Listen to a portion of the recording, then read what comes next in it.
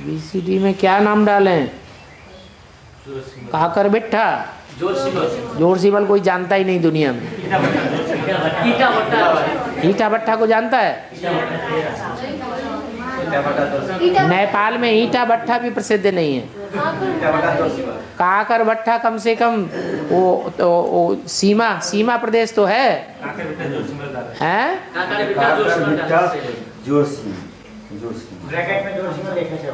अच्छा,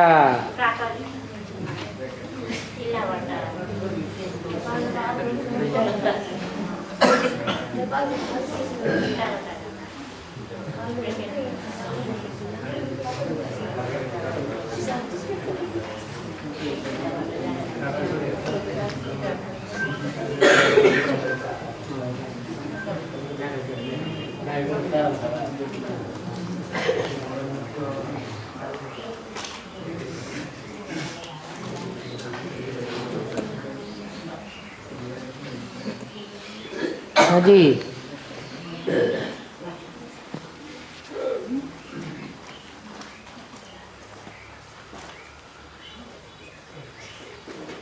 काकर बिट्ठा का मतलब क्या हुआ है? काकर कहते हैं कंकड़ पत्थर को,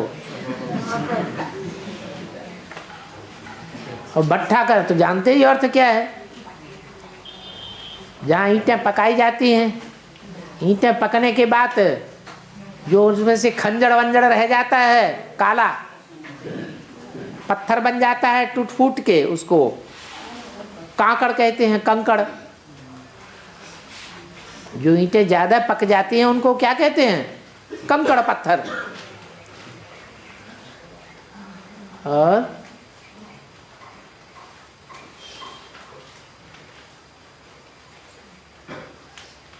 ऐसे कंकड़ पत्थर को बाप आकर क्या बनाते हैं? हीरे मोती बनाए देते हैं। क्या है? शुरुआत कहाँ से होती है नेपाल में? काकर बिट्ठा से नेपाल शुरुआत होती है। और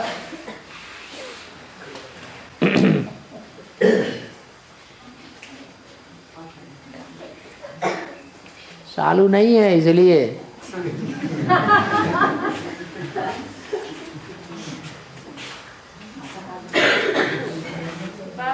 है जो बाबा के नजदीक रहते हैं उनके बाबा से प्रीति जोड़ते हैं, बोल रहे थे ना मुरली में।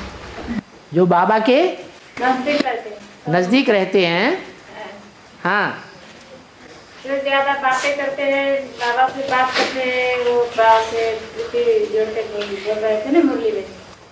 जो बाबा से ज्यादा बातें करते हैं, बाबा के नजदीक रहते हैं और उनसे प्रीति लगाती है, बोल रहे थे ना मुरली में। बातें करने से प्रीति हो जाती है, हैं? मुरली में सुने थे इसलिए बोली। बातें ज्यादा करते हो और याद कम करते हो तो हैं? याद भी करना पड़ता है। याद भी करना पड़ता है। बाबा की याद भी ना कहाँ जी सके। हाँ, बातें करें न करें, भले विलायत में जाकर के रहें, तो भी अगर याद ज्यादा करते हैं तो बाबा के जन्म जन्मांतर क्या होगा? नजदीक जन्म लेंगे।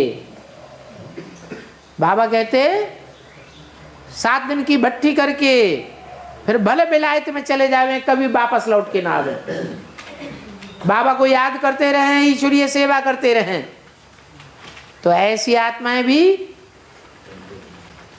इस सृष्टि पर जो सदा कायम शिव बाबा है उसके नजदीक आवेंगे या दूर जावेंगे?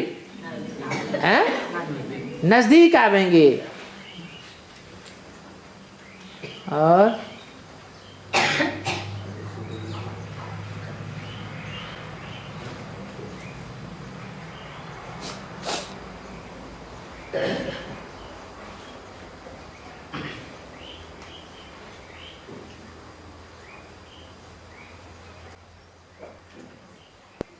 बाबा कहते हैं मुरली में जो माता और भाई लोग जो घर में बैठकर और पुरुषार्थ करते हैं, हैं? घर में बैठकर पुरुषार्थ करते हैं। हाँ, और कि कर्मातीत अवस्था को पाते हैं और मुक्ति को पाते हैं, जीवन मुक्ति को नहीं पाते, इसका अर्थ है। मुक्ति को पाते हैं, जीवन मुक्ति को नहीं पाते। नहीं पाते हैं, मुरली में घर में बैठ के पुरुषार्थ करते हैं, खाली घर में बैठकर पुरुषार्थ करते हो और कर्मातीत अवस्था को पाते हो और मुक्ति को पाते हो, जीवन मुक्ति को नहीं पा सकते। जीवन मुक्ति का मतलब है स्वर्ग में आना, स्वर्ग में आना। और यहीं ब्राह्मणों की दुनिया में पुरुषार्थ करते करते ब्राह्मणों के साथ नई दुनिया में अपने को अनुभव करना, नई दुनिया में।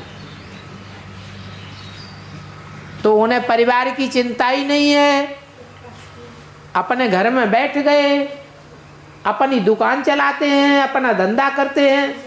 ब्राह्मणों के संगठन में कभी आते ही नहीं, गीता पाठशाला में आते ही नहीं, मिनी मधुवन में आना जाना करते ही नहीं।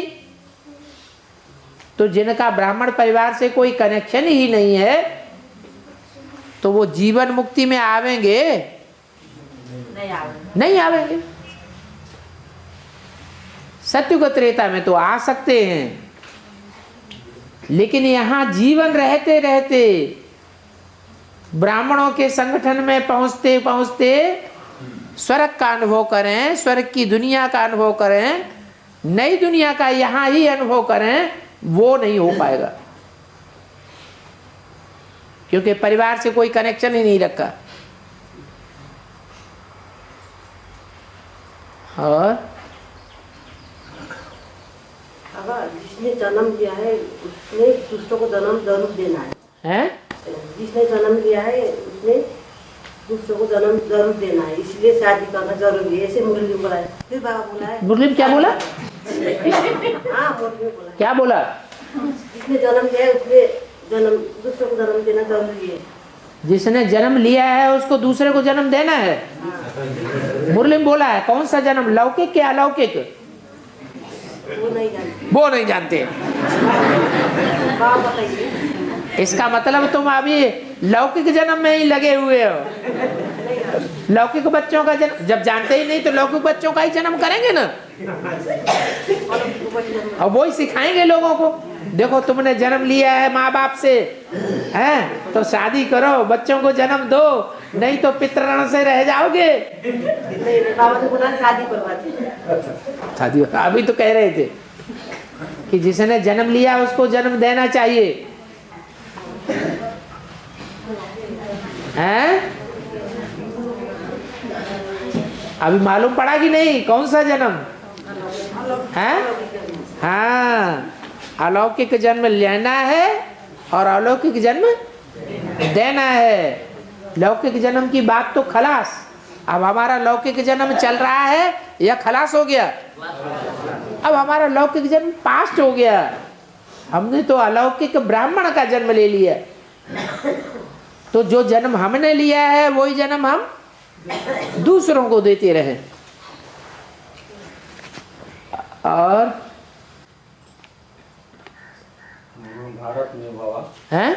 महाभारत में पांडवों का जब अज्ञातवास पूरा होता है तो स्थूल युद्ध होता है बाबा, हैं? स्थूल युद्ध होता है।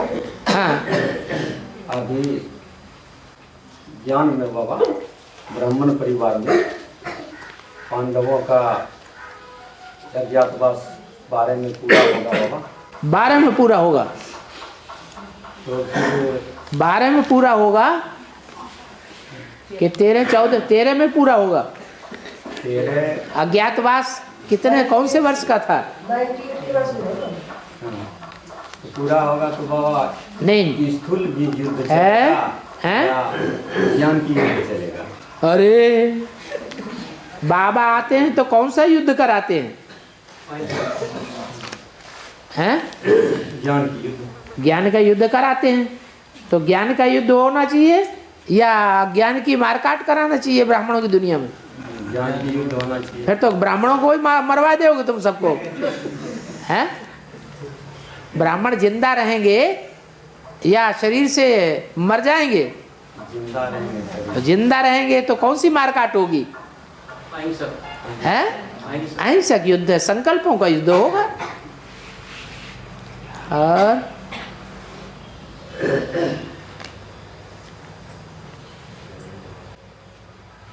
बाबा हाँ। मुरली में बोला है निराकार बाप साकार बाप बिगड़ कोई कर्म नहीं कर सकते, ठीक है पाठ बदल नहीं सकते। है तो निराकार बाप तो ज्योतिर्बिंदु शिव, हैं निराकार आत्माओं का बाप हाँ ज्योतिर्बिंदु शिव, तो वो तो परम धाम में 5000 साल के लिए बैठा रहता है, सिर्फ आता नहीं है संगम में, हाँ 100 साल के लिए आता है। एक साल हाँ एक जन्म के लिए आता है ना। हाँ, तो हाँ दापुर युग से मनुष्य लोग पूजा करते हैं, हाँ तो ज्योतिर्बिंदु शिव को कैसे पता चला क्या कैसे पता चला? ये मुझे पुकारा है? तो तुम्हारी आत्मा जब षष्ठी में रंगमंच पे आती है तो तुमको कैसे पता चलता है? परम धाम से नीचे आती है कि नहीं? आती है। तुमको कैसे पता चलता है कि हम नीचे जाएंगे न जाएं? तुम्हारी आत्मा में रिकॉर्ड भरा हुआ है नीचे जाने का। जब रिकॉर्ड चालू होता है तो आत्मा स्वतः ही षष्ठी रूपी रंगमंच पर अपना पार्ट बजाती है। ऐसे ही परमपिता परमात्मा में भी पार्ट भरा हुआ है। हर 5-4 वर्ष के बाद इस षष्ठी रूपी रंगमंच पर आने के पार्ट बजाने का। और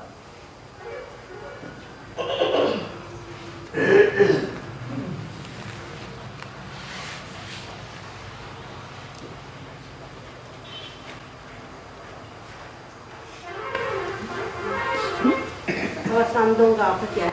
हैं समदों का आपका समदों समदूंगा क्या अर्थ है? समझो समदूं वो कैसे बोलेगा समदूं? सामदांग हाँ ओ सीधा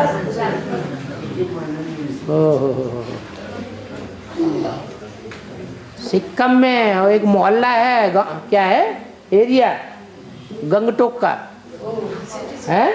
सिटी है कैपिटल। हाँ सिक्किम का।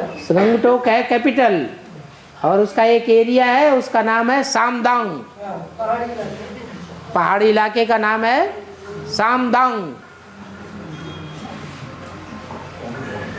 क्या? समदूं हाँ शाम किसे कहते हैं?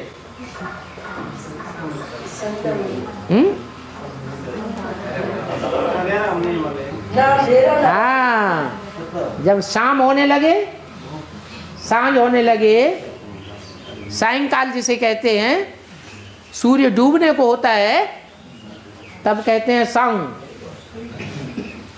और दाम। दाम जानते हो दाम? अरे दाम आम है कुछ घोट में जेब में?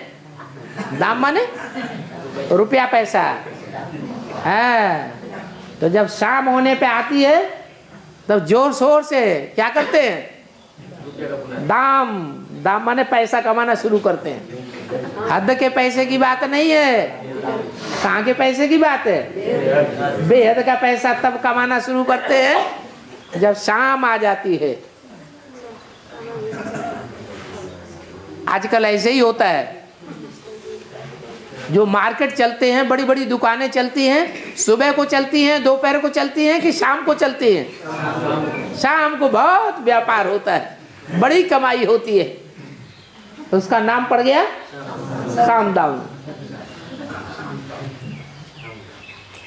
बाबा काम का आधार पर नाम पड़ता है, काम का आधार पर नाम पड़ता है। काम के आधार पर नाम पड़ता है। तो आसाम का भी नाम है, एक आसाम है। हैं? आसाम आसाम का फिर क्या? देखो सारे स्टेट्स में ढेर के ढेर लोग निकल पड़े। आसाम में सिर्फ गौहट्टी के जो फॉलोअर हैं वो ही निकले। हट्टी गौ तो पहले से ही ज्ञान में निकली हुई है। उसके जो फॉलोअर हैं वो थोड़े बहुत निकले हुए। क्या? मंगलदेई, अंजलि। हाँ आमजुली। बाकी और पूरे आसाम में अरुणाचल प्रदेश है ढेर सारे कितने छोटे छोटे स्टेट्स है। कहीं भी कोई भी नहीं तिनसुकिया कहीं भी नहीं। शाम होगी तब ही तो निकलेंगे कि पहले निकलेंगे? शाम होगी तब निकलेंगे। त्रिपुरा भी तो वही है। हैं? त्रिपुरा भी वही है। हाँ तीनपुर भी वही है। शिव बाबा कब आते हैं? अरे शिव बाबा कब आते हैं? हैं? 3 पुरियों की रचना करते हैं ना पहले, ब्रह्मापुरी, विष्णुपुरी, शंकरपुरी, 3 मूर्तियों के साथ आते हैं। तो शाम के बाद आते हैं कि पहले आते हैं? हैं? शाम के बाद फिर त्रिपुरा का नंबर है। और बाबा पीयू की वाणी को जो ब्रह्मा कुमारी लोग गाड़ के रखी हुई है वो कब निकलेगा? अब कौन सी ईस्वी में? अब ब्रह्मा कुमार कुमारी भी भाग दौड़ कर रहे हैं पाकिस्तान में जाकर के, कराची में, और एडवांस पार्टी भी अपने तरीके से भाग दौड़ कर रहे हैं।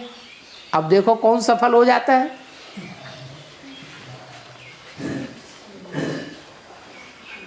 जो चीज है पुरानी चीज है, ओल्ड इज गोल्ड है, तो नेस्त नाबूद तो नहीं होनी चाहिए। कुछ न कुछ सच्चाई मिलेगी या नहीं मिलेगी? मिलेगी। और बाबा शंकर जी को दूध पिलाते हैं, कौन माता को पाठ हैं? शंकर जी को दूध पिलाते सांपों को शंकर जी शंकर जी को दूध पिलाते हैं। शंकर जी को दूध पिलाते हैं, मक्खन मक्खन नहीं खिलाते। उनको तो मक्खन भी खिलाते हैं, दूध भी पिलाते हैं, दही से भी स्नान कराते हैं। हाँ तो हैं? उसका अर्थ क्या है? कौन सी माता का पाठ है पूछ रही है? हैं? कौन सी माता का पाठ है? दूध जो चढ़ा रहे हैं। हाँ। ओहो, शंकर जी को जो दूध पिलाते हैं वो कौन सी माता का पार्ट है? माने शंकर जी सारी दुनिया का बाप है, और उस बाप को भी अम्मा कोई है कि नहीं है जो दूध पिला के पाले पोसे बड़ा करे? बताओ है कि नहीं? हैं? कौन है तो बताओ। हैं? हैं? क्या? जगदम्बा ने दूध पिलाया? लो, अरे जगदम्बा तो बेटी है बाप की। जोगनी माता ने दूध पिलाया? वाह भैया, वो पहले नंबर का मणका है कि दूसरे नंबर का है? जोगनी माता रुद्रमाला में पहले नंबर का मणका है या दूसरे नंबर का? तो पुराना कौन है? पहला पुराना है। वो कहां से अम्मा बन जाएगा? अम्मा पुरानी होती है कि बप्पा पुराना होता है? बप्पा पुराना होता है। तो बताओ कि शंकर जी को दूध किसने पिलाया? जो भक्ति मार्ग में दूध पिलाते हैं, दूध चढ़ाते हैं। हाँ, जरूर बेसिक ज्ञान में पहले कौन निकली? लक्ष्मी निकली। इसलिए बताते हैं राधा 3-4 साल बड़ी थी किससे? कृष्ण के मुकाबले। तो राधा जो पहले निकली बेसिक ज्ञान में, उसने बेसिक ज्ञान का दूध पिलाया किसको? राम वाली आत्मा जो शिवलिंग के रूप में पूजी जाती है, उस लिंग पर दूध चढ़ाया, बेसिक ज्ञान। इसलिए भक्ति मार्ग में क्या करते हैं भक्त लोग? शंकर जी पर दूध चढ़ाते हैं, शिवलिंग पर। और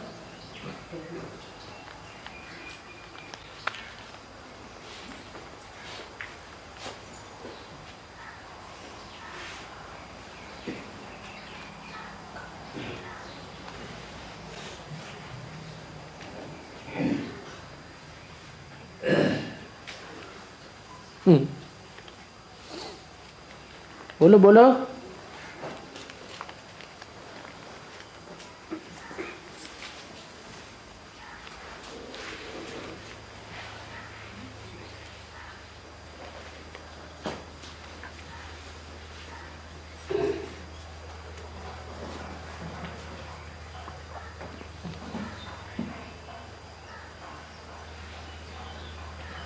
नौ धर्म की बीज रूप आत्माएं स्थूल में यहाँ कौन कौन है? उनका लौकिक नाम क्या क्या है? फिर तो 500 करोड़ का भी नाम बता दिया जाए। कि 500 करोड़ आत्माओं का नाम क्या क्या है, क्योंकि 500 करोड़ भी तो रुद्रमाला के मड़के हैं या नहीं है? तो भाई ये तो बहुत सहज तरीका निकल आया, मंथन अंथन करने की कोई दरकार नहीं। क्या बाबा से 500 करोड़ का नाम रूप पूछ लो, इनका लौकिक नाम क्या क्या है। लेकिन बाबा ने बोला है मैं बोर्ड पर या कागज पर लिखकर नहीं बताऊंगा कि कौन सी आत्मा का क्या पार्ट है, ये तो अपने अपने मनन चिंतन मंथन से जानेंगे। बाप तो सिर्फ इशारा देते हैं कि कौन सी आत्मा का क्या पार्ट है।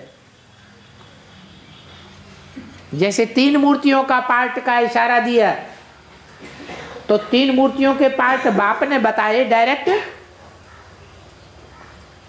उनका लौकिक नाम बताया या सिर्फ इशारा दिया? इशारा दिया। तो जो इशारे को पकड़ने वाले ब्राह्मण हैं, देवता बनने वाली आत्माएं हैं, उन्होंने जान लिया कि ब्रह्मा का पार्ट किसका है, विष्णु का पार्ट किसका है, शंकर का पार्ट किसका है, कौन ये पार्टधारी वस्त्र हैं जिन वस्त्रों की यादगार झंडा बनाया गया है, जिस झंडे के लिए गायन करते हैं विश्व विजय करके दिखलावे। अब वो कोई कपड़े का झंडा होगा क्या? जड़ कपड़े का झंडा विश्व विजय करता है क्या, या चैतन्य कपड़ों का झंडा विश्व विजय करता है? ये तो चैतन्य कपड़े हैं, ब्रह्मा विष्णु शंकर, जिन्होंने प्रैक्टिकल में सारी दुनिया पर विश्व विजय प्राप्त की है। जब तीनों मिलकर एक हो जाते हैं, एक संस्कार वाले बनते हैं, तो विश्व पर विजय प्राप्त करते हैं। अभी है ब्राह्मणों के ऊपर विश्व पर विजय प्राप्त करने की बात।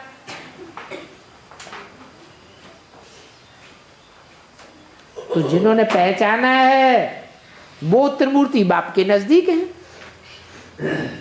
जिन्होंने तीनों मूर्तियों को नहीं पहचाना, नाम का ही पता नहीं है कि उनका लौकिक नाम क्या है, बाप से पूछते हैं लौकिक नाम क्या है,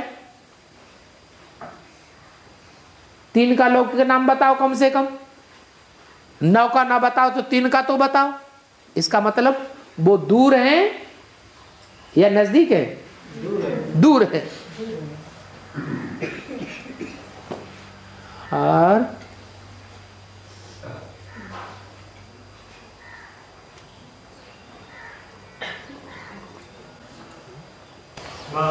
हाँ जी, कोई ब्राह्मण आत्मा ज्ञान में चलते चलते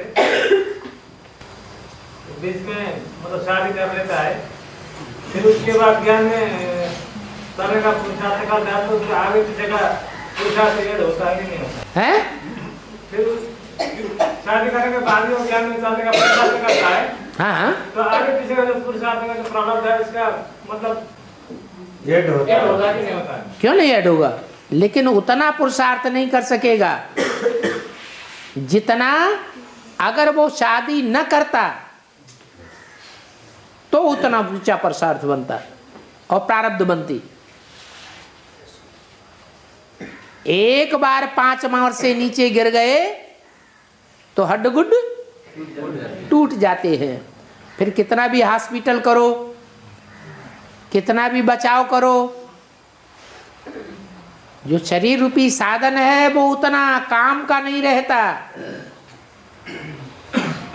जो उतना पक्का पुरुषार्थ कर सके।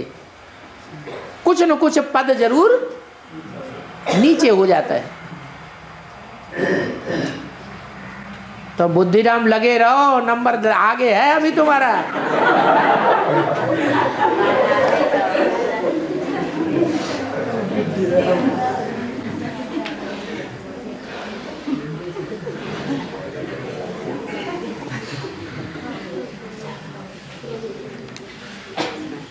अब बुद्धिराम को रमक आ रही है, 1 गोटी तो हमने जीती कम से कम।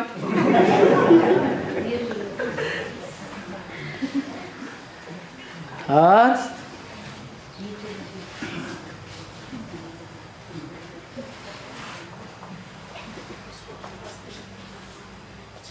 दौड़ हो रही है, जैसे घोड़दौड़ होती है ना, घोड़े की दौड़ होती है ना शहरों में, ऐसे ये भी आत्मा रूपी अश्वों की दौड़ है। कोई घोड़ा दौड़ते दौड़ते पीछे रह जाता है और दूसरा घोड़ा आगे निकल जाता है। तो ये मन बुद्धि रूपी राम बुद्धि राम हिम्मत कर रहा है। हो सकता है हिम्मत है बच्चे, मदद है बाप। और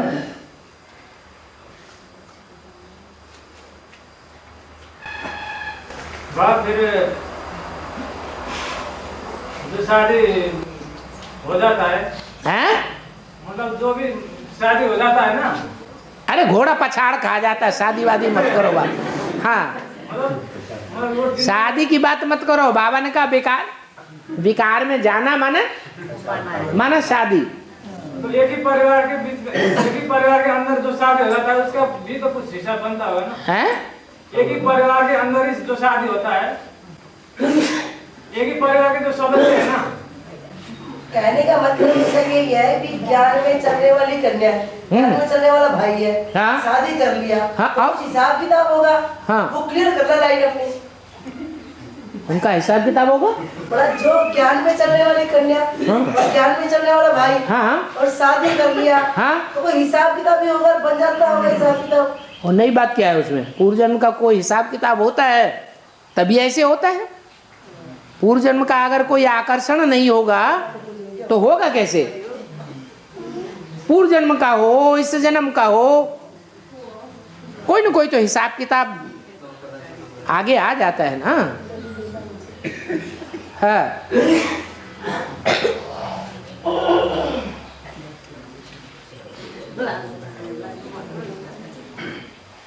और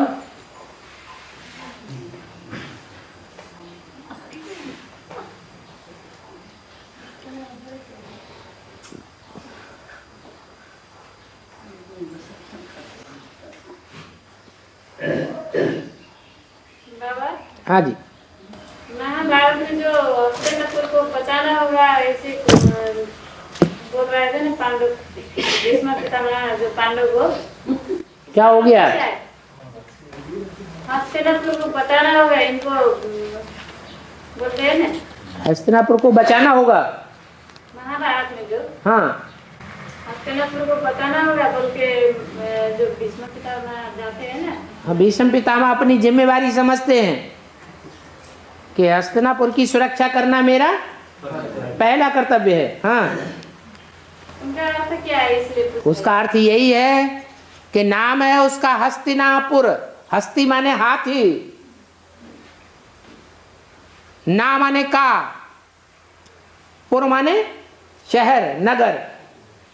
जो हाथियों का पुर है माने देह अभिमानी सांडे हाथी होते हैं ना, मकना हाथी, उनका जो पुर है, उनका जो शहर है, उस शहर की सुरक्षा करना अपना धर्म किसने समझा? भीष्म पितामह। भीष्म पितामह जो सन्यासियों में सबसे बड़े सन्यासी माने जाते थे, बहुत पावरफुल। उन्होंने अपना धर्म समझा, अपनी जिम्मेवारी, अपना कर्तव्य समझा कि हस्तिनापुर की सुरक्षा हम करेंगे। ये उन्होंने बीड़ा उठाया। हाँ तो पांडवों को कहा, उसने कहा ना, हाँ भीष्म पितामह ने पांडवों को कहा ये चीज, हाँ हाँ कि हस्तिनापुर की रक्षा करना है, हमारा काम है, हम आपका साथ नहीं देंगे, हाँ जी, हम तुम्हारा साथ नहीं देंगे, हाँ जी, हम देह अभिमानी सांडों का जो संगठन है हम उसकी सुरक्षा करेंगे। बेहद का पूछेंगे। हाँ जी, बेहद में क्या हमारे, तो बेहद में यहाँ भी तो हैं बड़े बड़े देह अभिमानी सांडे जो समझते हैं कि ज्ञान हमारी प्रॉपर्टी है, भगवान ने हमको नहीं दी है, ये हम ज्ञान सुनाते हैं।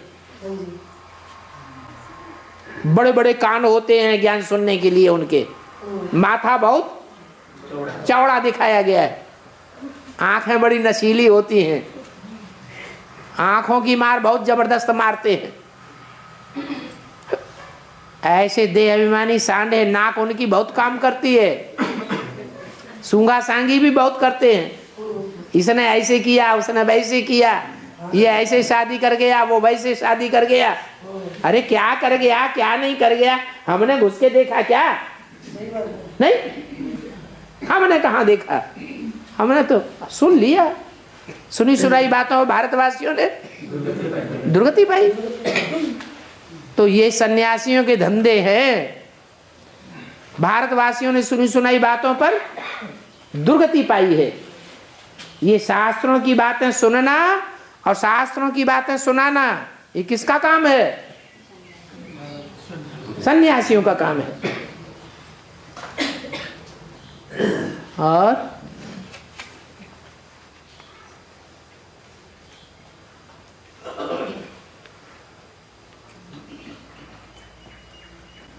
शास्त्रों में चतुरानन, पंचानन, दाढ़ी मूछ वाला ब्रह्मा क्यों दिखाते हैं? इसका वेद में अर्थ क्या है?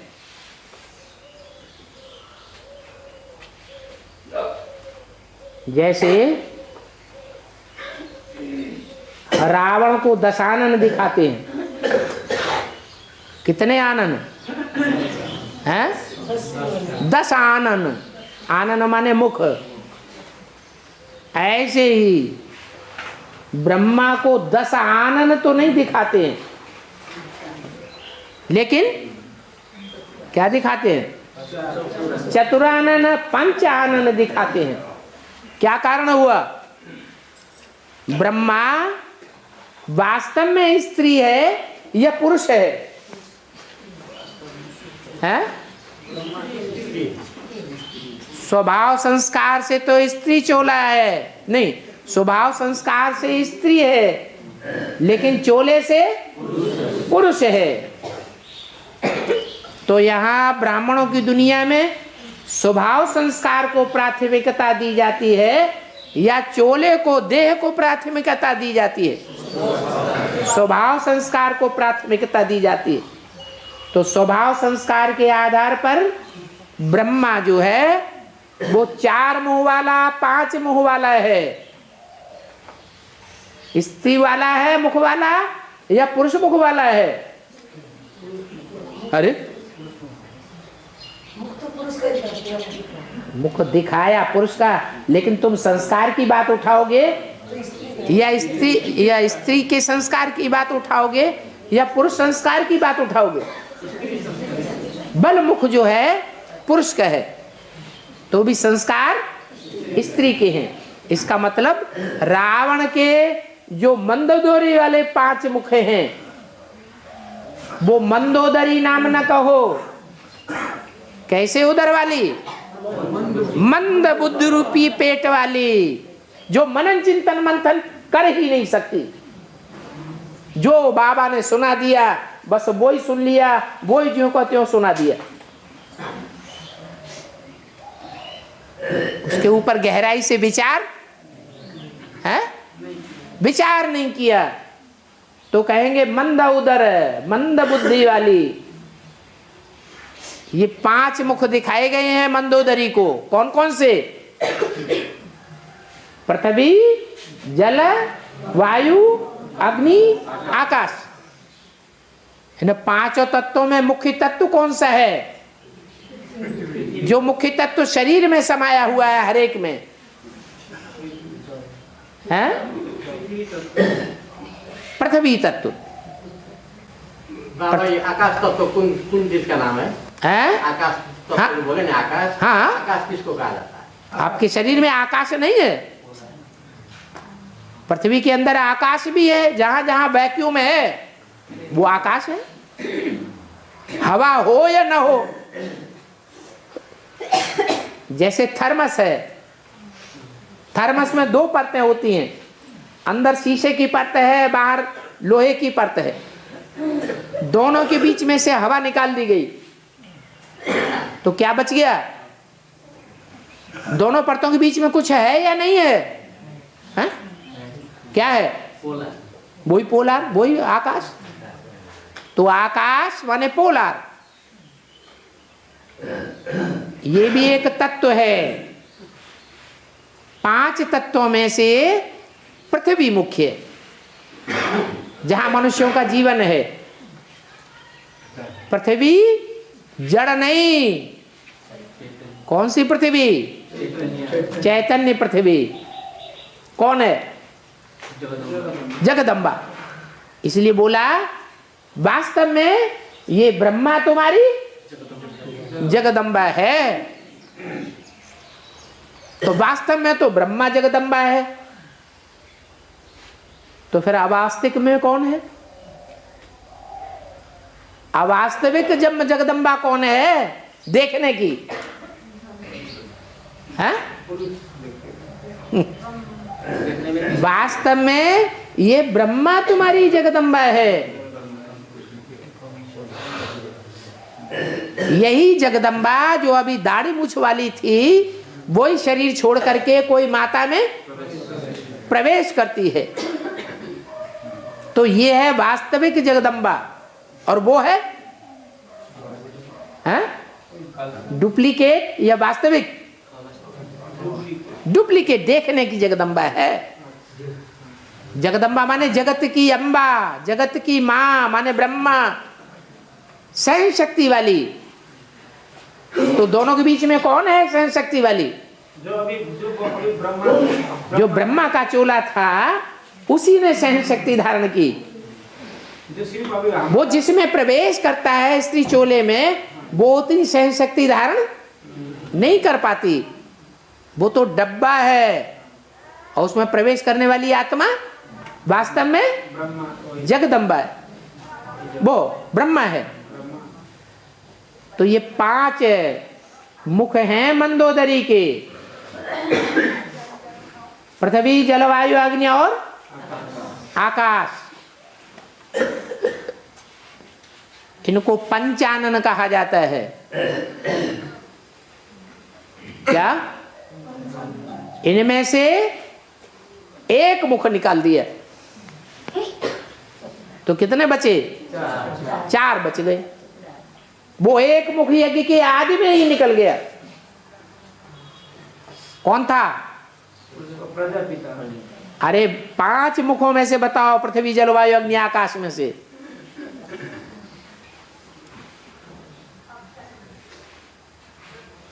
अरे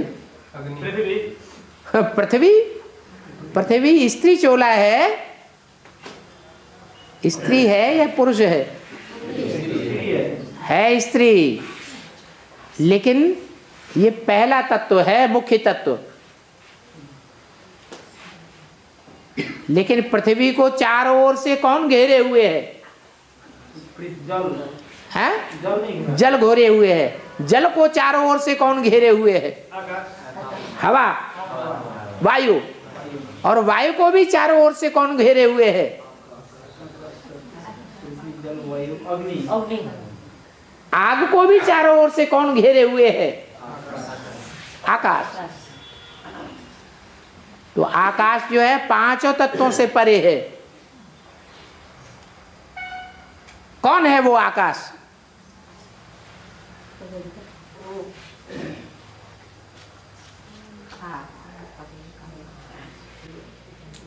पांच तत्व से परे बाबा प्रजापिता। हाँ है। और सबसे परे तो ये 5 तत्व में तो वही होगा, एक तो सुप्रीम सोल है, एक प्रजापिता है। हाँ, प्रजापिता वाली आत्मा जो है वो 5 तत्वों में भी जो परे तत्व है उससे भी पार होकर रहती है।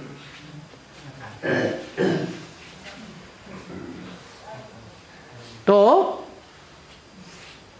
यज्ञ के आदि में ही वो कट गया, अलग हो गया। वो एक सिर अलग हो गया तो कितने बचे? 4 बचे, जो हो गए चतुरानन। जो अलग हो गया उसका देह अलग हुआ या नहीं हुआ? है?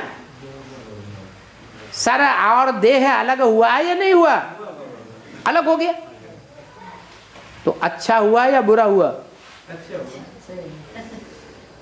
देह से मुख अलग हो जाए, मुख माने जहां आत्मा रहती है, और देह अलग हो जाए तो अच्छा ही तो है। आत्मा अलग हो जाए और शरीर अलग हो जाए। तो आत्मा जो अलग हो जाती है वो फिर ब्रह्मा नहीं कही जाती, उसको ब्रह्मा नहीं कहेंगे, वो तीसरा नेत्र हो गया, मुख रह गया। देह तो विनाशी है, विनाशी चीज खत्म हो गई। तो चतुरानन ये भी मंदोदरी के 4 मुख हो गए। इसलिए ब्रह्मा को कभी चतुरानन कभी पंचानन कहा जाता है। और दाढ़ी मूछ वाला क्यों दिखाते हैं? क्योंकि जब असंपन्न स्टेज है तो विकारी है, और जब संपन्न बन जाएगा तो निर्विकारी हो जाएगा। जगदम्बा के रूप में फिर पूजा होती है।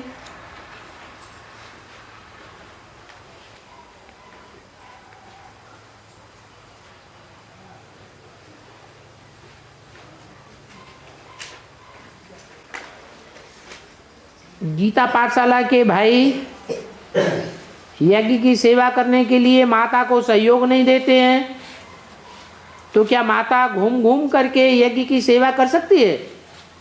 कौन मना करेगा? करे, लेकिन कम उम्र की है तो कोई बूढ़ी माता को साथ ले ले। अगर खुद बूढ़ी है तो भले खूब घूमे फिरे, सेवा करे। मैच्योर्ड है, अपने ऊपर कॉन्फिडेंस है, तो भी सेवा करे। इसमें पूछने की क्या बात?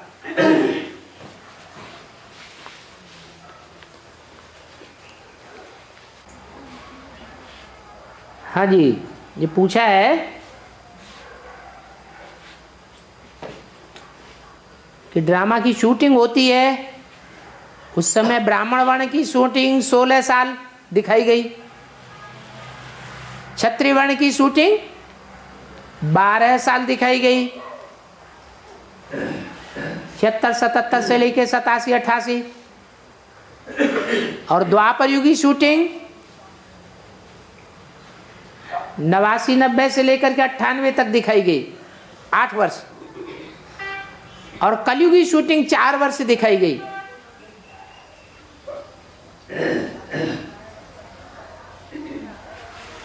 दो 2000 से लेकर के 2003-04 तक। तो पूछा है कि 4 वर्षीय शूटिंग कैसे कैसे होती है?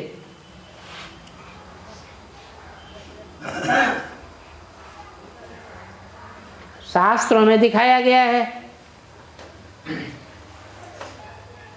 कि कलयुग से द्वापर की दुगनी आयु, त्रेता की तिगुनी आयु, और सतयुग की 4 गुनी आयु होती है। तो वही शूटिंग के हिसाब से अब समझ में आता है कि इस तरह होती है। दूसरी बात,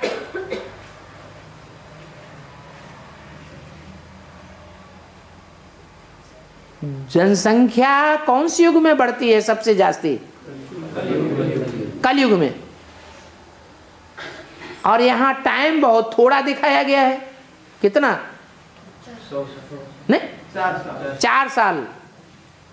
थोड़े टाइम में इतनी बड़ी जनसंख्या की शूटिंग कैसे हो सकती है?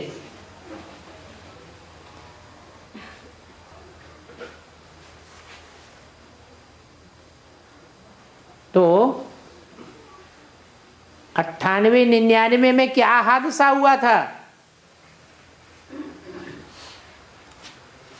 जो एकदम कलयुग की शूटिंग की गिरती कला शुरू हो गई एडवांस ब्राह्मणों की दुनिया में? कोई हादसा हुआ है? नहीं हुआ? क्या? मुसलमानों का आक्रमण शुरू हो गया कलयुग के शुरुआत में। पहला आक्रमण शुरू हुआ मोहम्मद बिन कासिम, और शुरुआत में ही दूसरा बड़ा आक्रमण हुआ मोहम्मद गजनवी। सोमनाथ मंदिर और ढेर सारे मंदिरों को लूट ले गया। तब से भारत का तीव्र गति से पतन हुआ। तो जो पतन होता है शुरुआत में, उस समय थोड़ी आत्माएं थी या ज्यादा आत्माएं थी? कलयुग में, कलयुग की शूटिंग में है?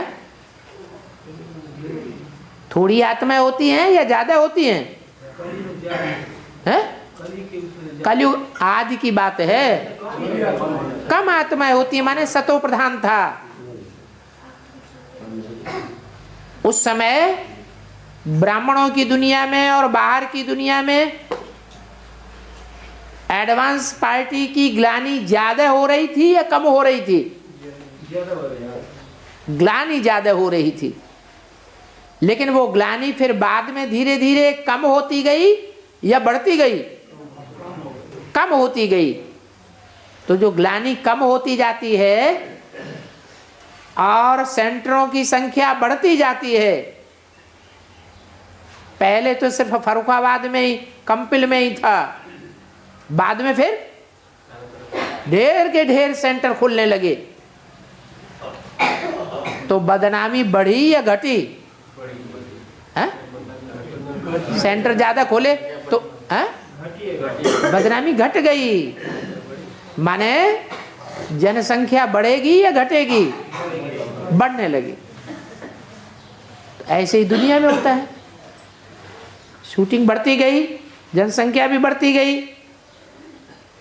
4 वर्षीय शूटिंग जब पूरी होती है तो चौथे युग की शूटिंग की समाप्ति पर जो मनन चिंतन करने वालों की दुनिया है, मंथन करने वालों की, ब्राह्मणों की दुनिया है, वो मंथन करने वाली आत्माएं पूरी हुई। फिर जो आत्माएं आती हैं वो ज्यादा मनन चिंतन मंथन करने वाली आती हैं या कम मनन चिंतन मंथन करने वाली आती हैं? हैं? नहीं, जब चारों युगों की मनन चिंतन मंथन की गति पूरी हुई तो प्रैक्टिकल शूटिंग शुरू होगी ना, तीसरी मूर्ति के द्वारा। कौन है तीसरी मूर्ति? विष्णु। तो 2004 के बाद वो तीसरी मूर्ति सक्रिय हो जाती है और प्रैक्टिकल शूटिंग शुरू होती है। उसकी शुरुआत कहाँ होगी? एडवांस पार्टी में उसकी शुरुआत होगी या विजयमाला का जहां जखीरा होगा वहां शुरुआत होगी? जहां विजयमाला का जखीरा है वहां प्योरिटी से प्रैक्टिकल शुरू होता है। और ये प्रैक्टिकल बढ़ते बढ़ते जब आखिरी स्टेज को पहुंचता है तो फिर बाप की प्रत्यक्षता हो जाती है।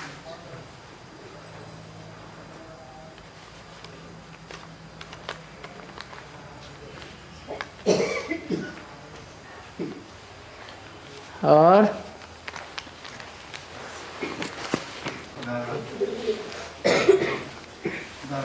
हाँ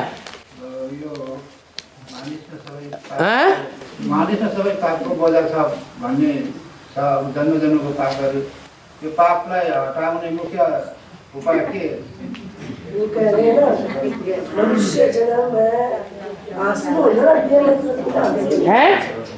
वो कह रहे हैं कि मनुष्य जो है वो पाप करते करते पहले होता है, पाप बहुत करता है।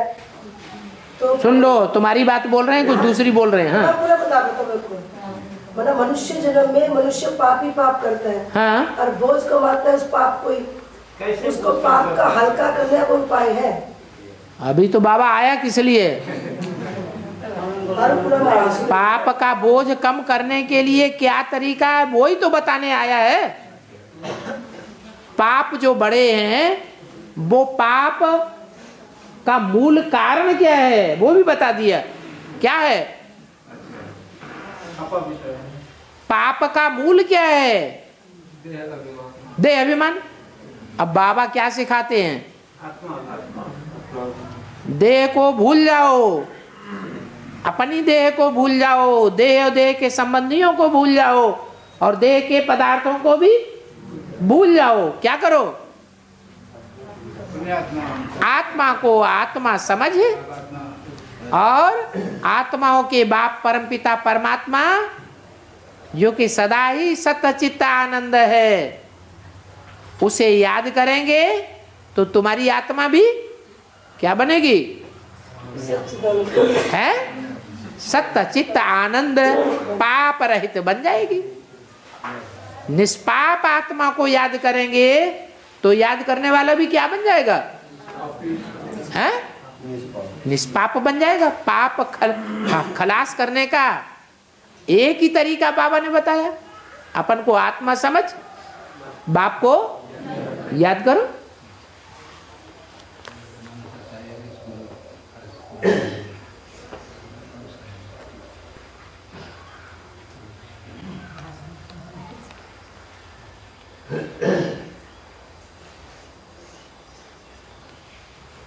महाभारत युद्ध जब होता है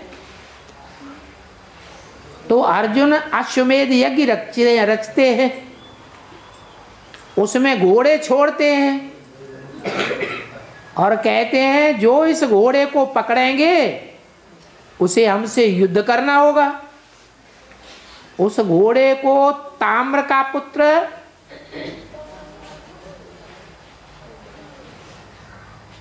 मोरध्वज पकड़ लेते हैं। युद्ध होती है और युद्ध में अर्जुन हार जाते हैं। इसका बेहद का अर्थ क्या हुआ?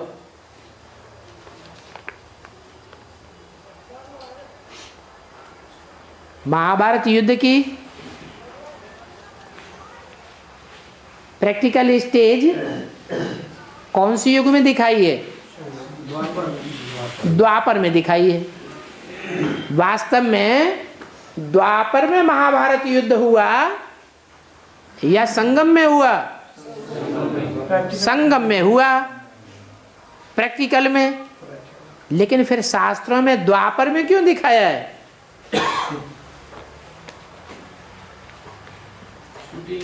हैं? हाँ, ब्राह्मणों की दुनिया में जब पुरुषोत्तम संगम युग होता है, उसमें जब द्वापर युग की शूटिंग होती है, तब ही ये अश्व छोड़े जाते हैं। 4 दिशाओं में 4 अश्व छोड़े जाते हैं। कब छोड़े गए थे ब्राह्मणों की दुनिया में 4 अश्व? हैं? उनमें मुख्य है एक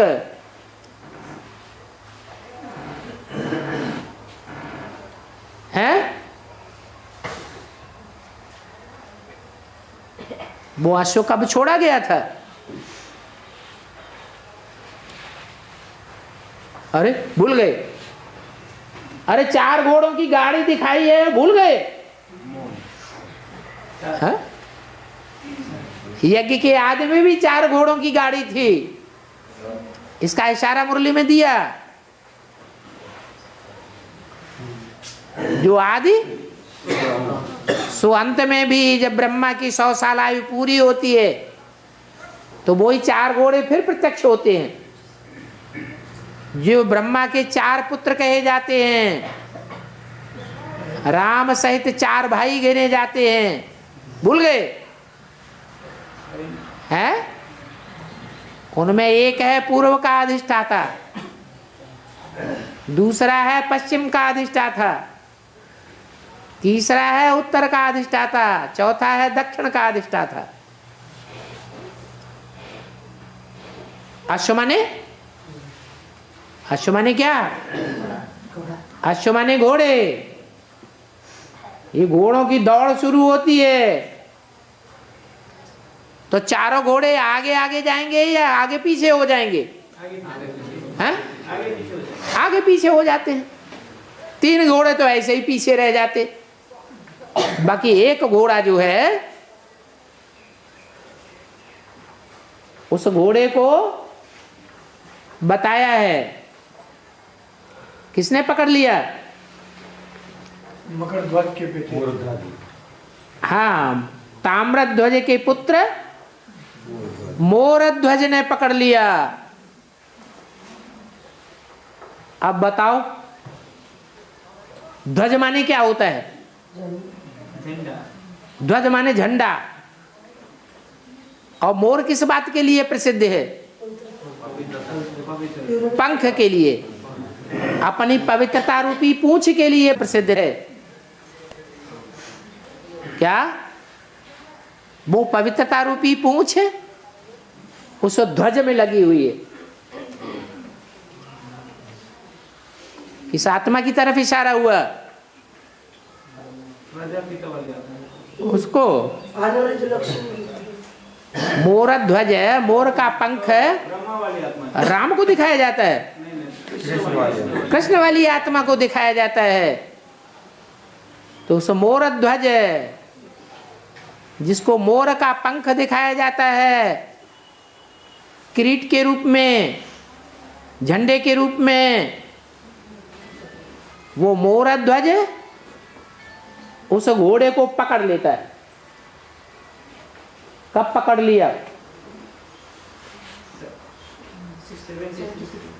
76 में ब्रह्मा की सोल ने राम वाली आत्मा को कैप्चर कर लिया। युद्ध होती है, युद्ध चालू है या नहीं चालू है? और युद्ध में अर्जुन हार जाते हैं। क्या? बैल जीत जाता है और घोड़ा क्या होता है? घोड़ा हार जाता है। माने राम वाली आत्मा हार खाती है और कृष्ण वाली आत्मा बैल वाली आत्मा जीत पहनती है। तो बैल किसके ऊपर सवार है अभी? है? शंकर के ऊपर बैल सवार है।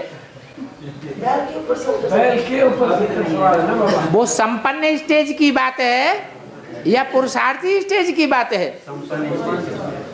शिव किसके ऊपर सवार है? शंकर के ऊपर सवार होता है। शंकर किसके ऊपर सवार होता है? बैल के ऊपर सवार होता है। तो वो आखिरी स्टेज है या पुरुषार्थ की मध्य की स्टेज है? आखिरी स्टेज है। जब शंकर हाई जंप लगावेगा, बैल के ऊपर पूरा सवार हो जावेगा, फिर बैल हार जावेगा या जीत जावेगा? हार जावेगा। अभी बैल वाली आत्मा उस घोड़े की नाक रगड़वा रही है। युद्ध होती है और युद्ध में अर्जुन क्या करते हैं? हार जाते हैं। इसका बेहद का अर्थ क्या हुआ? अब बताओ। रामायण में रामकृष्ण दिखाया है? नहीं, राम और लक्ष्मण दिखाया है। और महाभारत और भागवत में उन्हीं दोनों का नाम क्या दिया है? कृष्ण बलराम नाम दिया है। तो बताओ, बलराम और लक्ष्मण कौन पार्ट है? ये किसका पार्ट है? बलराम और लक्ष्मण। और कृष्ण और राम ये किसका पार्ट है? अरे कृष्ण सृष्टि का पहला पत्ता है। सृष्टि का पहला पत्ता कृष्ण। पहला पत्ता नहीं है। यहाँ जो बात पूछी जा रही वो बताओ। राम और कृष्ण कौन सी आत्मा का पार्ट है? राम तो भगवान दिखा दिया, वो तो अलग हो गई। और महाभारत में, भागवत में कृष्ण को भगवान दिखा दिया। लेकिन वो सच्ची बात है या झूठी बात है? वो झूठी बात है। वास्तव में भगवान कौन है? कृष्ण वाली आत्मा का पार्ट नहीं है, राम वाली आत्मा का पार्ट है। फिर राम वाली आत्मा का पार्ट जब कृष्ण है भगवान के रूप में, तो फिर बलराम किसका पार्ट है? कृष्ण का, राम का। अभी तो बोला कृष्ण का भगवान तो वास्तव में राम है। बलराम है। जो रामायण में तो सच्चा सच्चा दिखाया गया राम भगवान है, लेकिन महाभारत में झूठा दिखा दिया, भागवत में भी गीता में भी झूठा दिखा दिया कि भगवान कौन है? कृष्ण है। कृष्ण नहीं है भगवान, नाम रख लिया है कृष्ण, लेकिन है किसका पार्ट? राम का पार्ट। राम वाली आत्मा का पार्ट है। तो राम वाली आत्मा जब महाभारत में भी भगवान के रूप में पार्ट बजा रही है और रामायण में भी भगवान के रूप में पार्ट बजा रही है, तो फिर वास्तव में बलराम और लक्ष्मण किसका पार्ट है? कृष्ण वाली आत्मा का पार्ट है। जो लक्ष्मण है उनको शेषनाग का अवतार दिखाते हैं, दिखाते हैं कि नहीं? दिखाते हैं। वो जो 7 फन हैं जो उनकी रक्षा करते हैं बलराम के रूप में, भगवान की रक्षा करते हैं ना। कृष्ण विष्णु के ऊपर भी कौन दिखाते हैं? वो ही 7 सर्प शेषनाग के रूप में। तो वो 7 शेषनाग वास्तव में किस आत्मा का पार्ट है? 7 नारायण कम कला वाले। वो कम कला वाले नारायण किससे जन्म लेते हैं? किसकी पैदाइश है? कृष्ण वाली आत्मा की पैदाइश है, जो सत्युग में पहला प्रिंस बनता है। इसलिए जो कृष्ण का पार्ट दिखाया है वो बलराम का पार्ट है वास्तव में। बलराम को कौन सा शस्त्र दिखाते हैं? हलधर, जो जोता जाता है ना जमीन में, उसका शस्त्र दिखाया है हल। क्या हल भी कोई शस्त्र के रूप में यूज किया जा सकता है? यूज किया जा सकता है? नहीं। एक रूपक दिखाया है ताकि मनुष्यों की बुद्धि में जल्दी समझ में आ जाए कि धरणी को चीरने वाला ये शस्त्र है। कौन है धरणी? है? ये कन्याएं माताएं धरणी है। और बलराम का शस्त्र जो है वो हल है, वो धरणी को चीरता है। तो धरणी को चीरना अच्छा काम है या बुरा काम है? प्राकृतिक काम है या अप्राकृतिक काम है? अप्राकृतिक काम है। सत्युग त्रेता में कोई हल नहीं चलाएगा। हल कहाँ चलाया जाता है? द्वापर कलयुग में। ये अप्राकृतिक काम, नेचर के विपरीत काम द्वापर कलयुग में किए जाते हैं। और मूल करने वाला कौन है? अरे शुरुआत करने वाला कौन है? कृष्ण वाली आत्मा। वो ही कृष्ण वाली आत्मा राम वाली आत्मा की बुद्धि को घुमाने वाली है, उसके ऊपर सवार है।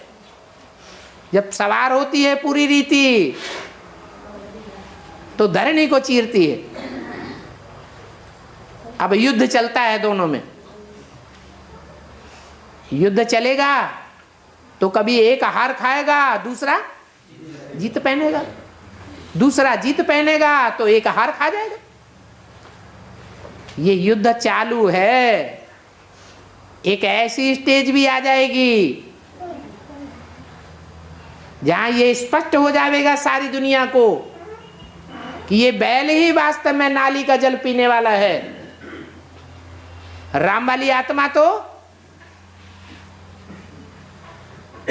जलाधारी के नाली की तरफ नहीं दिखाई जाती है। राम को तो मर्यादा पुरुषोत्तम दिखाते हैं। राम को तो विकारी नहीं दिखाया जाता। राम वाली आत्मा भगवान के समकक्ष पहुंचती है पुरुषार्थ में। इसलिए अभोक्ता की स्टेज पर पहुंचती है। कृष्ण वाली आत्मा को भोगी के रूप में दिखाया गया है।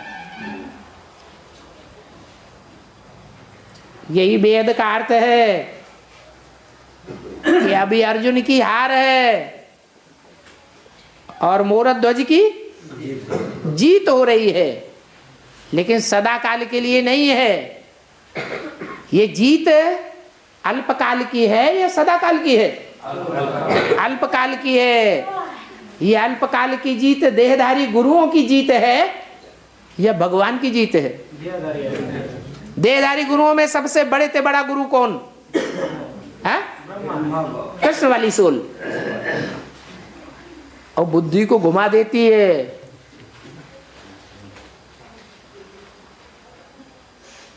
ये वेद का अर्थ है। यज्ञ में ये मन रूपी घोड़ा छोड़ा गया, सन 76 से ही छोड़ा गया।